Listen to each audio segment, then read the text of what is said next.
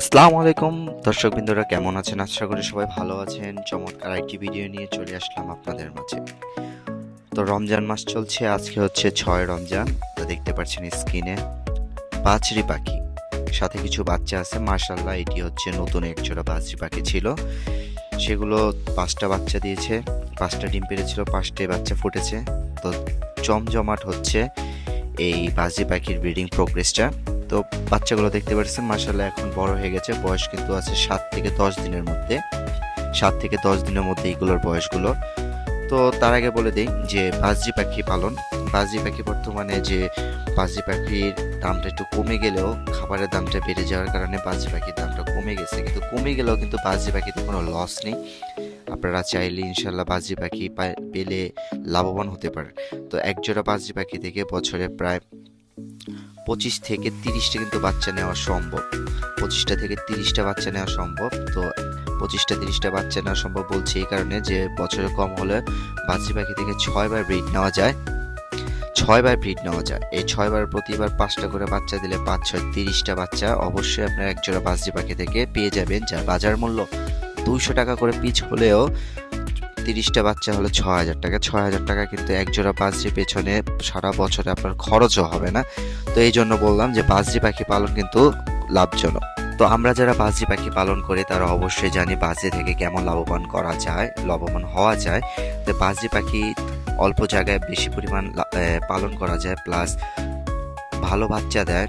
অল্প দিনে বাচ্চা ফুটে ডিম ফুটে বাচ্চা বের হয় এবং বাচ্চাগুলো বড় হয়ে যায় অল্প দিনেই, এবং আবার পুনরায় কী করে বাচ্চা পাখিগুলো বড় হতে থাকে এবং মা পাখিগুলো আবার ডিম পাড়া শুরু করে এবং ডিমগুলো থেকে আবার পুনরায় বাচ্চা হয়ে যায়।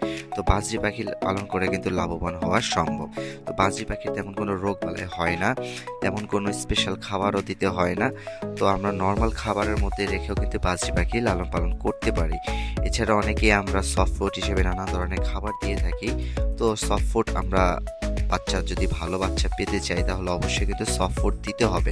সফট ফুডের মধ্যে আছে রুটি, ডিম, বিভিন্ন ধরনের সফট ফুড আছে, ছোলা, এসব ভিজিয়ে খাবার খেতে দিতে পারি। এতে করে কিন্তু বাজরির ব্রিডিংটা খুব ভালো হয়।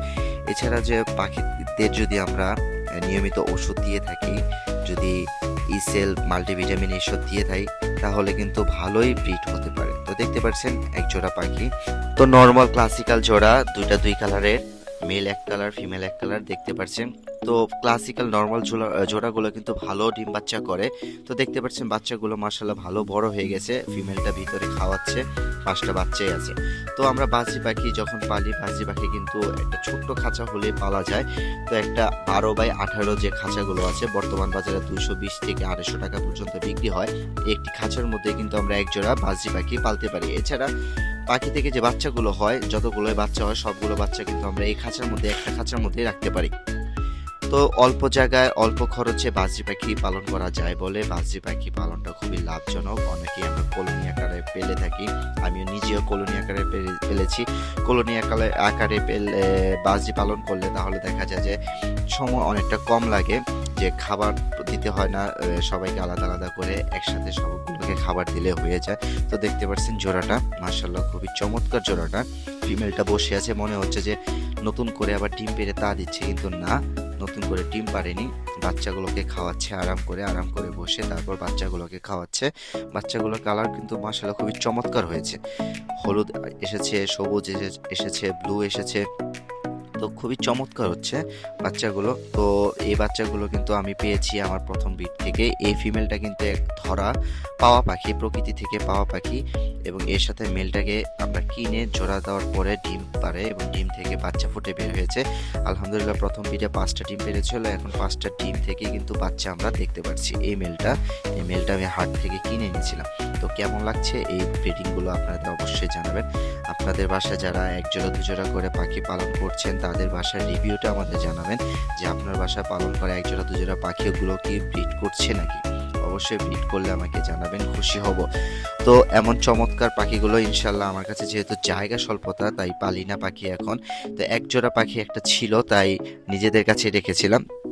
তো এই ছিল ভিডিওগুলো আপনাদের দেখালাম। তো কেমন লাগলো ভিডিও অবশ্যই কমেন্ট করে জানাবেন। আর যেটা বললাম, হ্যাঁ আপনাদের বাসাও যদি এরকম পাখির ব্রিড করে থাকে তাহলে আমাকে জানাবেন।